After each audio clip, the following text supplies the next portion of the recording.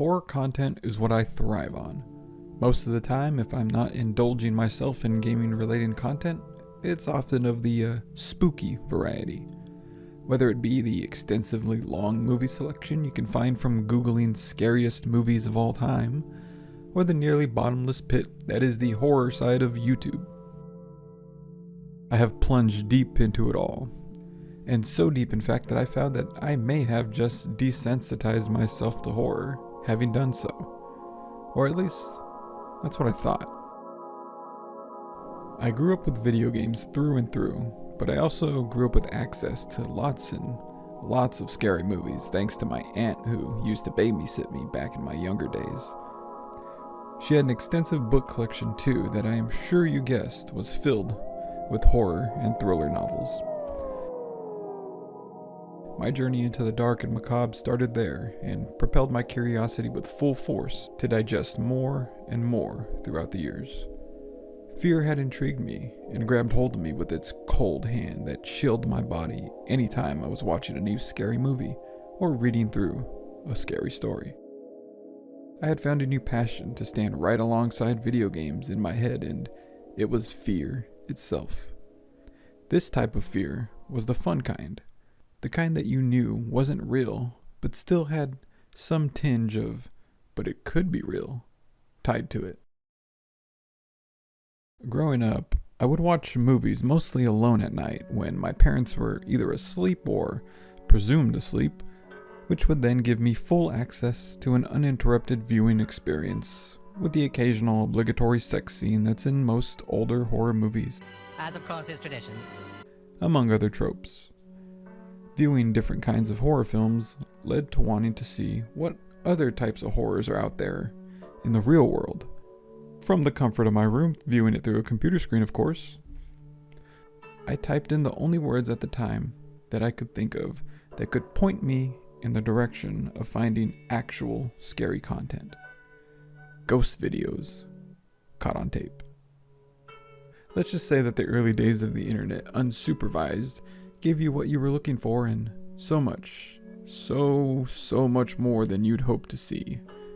Maybe that's also what fed into my desensitization. Just a thought. Videos like Ghost Girl Crying that show a shadowy figure crouched down only to then be standing once the person recording opens the door for a second time have stayed with me in the back of my head ever since I saw it.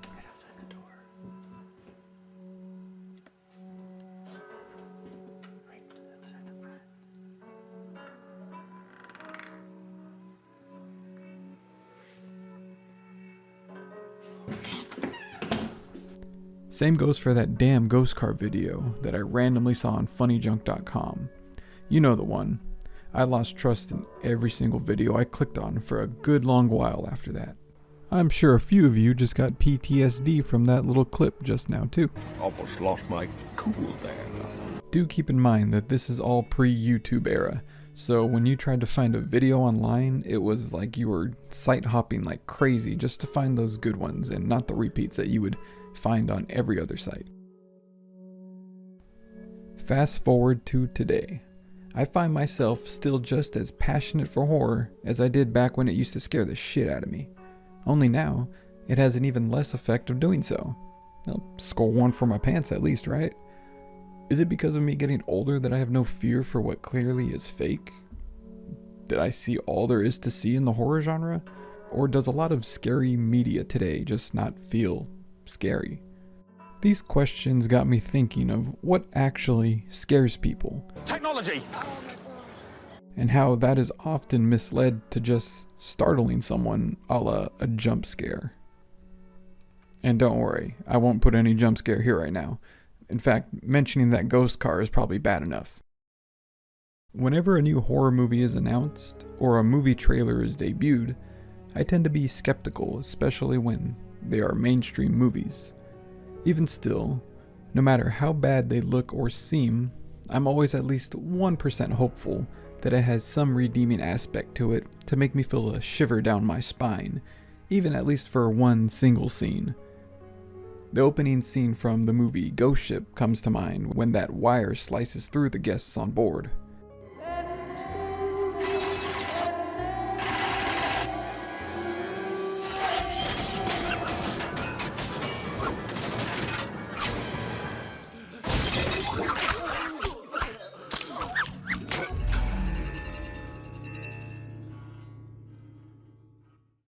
More often than not, I am let down at the very least or annoyed at the very worst.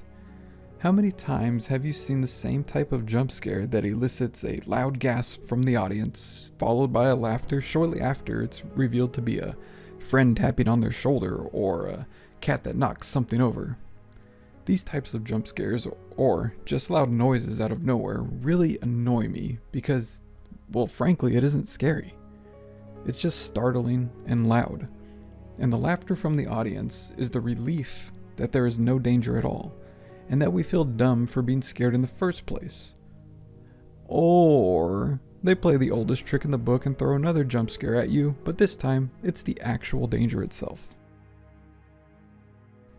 These tropes and formulaic setups made me realize what horror is today. Actually, hold on, wait, scratch that. What mainstream horror today is, and it's just recycled scenes and plot points with a different monster of the week.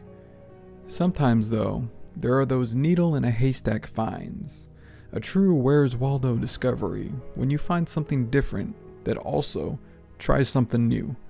Sometimes a movie can even take a simple premise like a killer clown and push the limits so far that it feels fresh again. Or it can breathe fresh air into the exorcism and possession genre by giving us an excellent yet brutal film called When Evil Lurks. Finding those rare scares is what made me realize I wasn't desensitized to horror, but rather just bored with what others were telling me was horror, when it was just cookie cutter at best.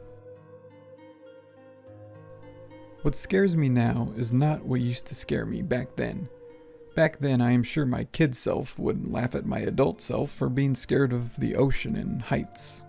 But now my present self can laugh at my past self at how I was afraid of looking under my bed and even walking around the house at night just to go to the bathroom or get something to eat. I do believe being desensitized to horror is in fact possible, but for me it was just a matter of looking in the wrong place or being told the wrong things, which then builds anticipation and assumption. I don't find a lot of things scary anymore, but that doesn't mean scary things don't find me. In fact, one new fear that I just recently unlocked is the fear of the uncanny valley. I've seen some videos here on YouTube that give me the chills. In fact, I'm just thinking about it right now, and having to edit this video in, just to give you an example, is already making my skin crawl.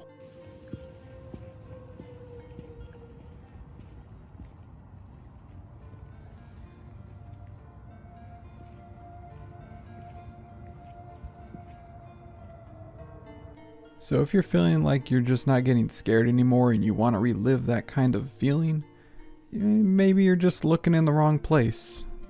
Try different avenues and you'll be pleasantly surprised at what you discover.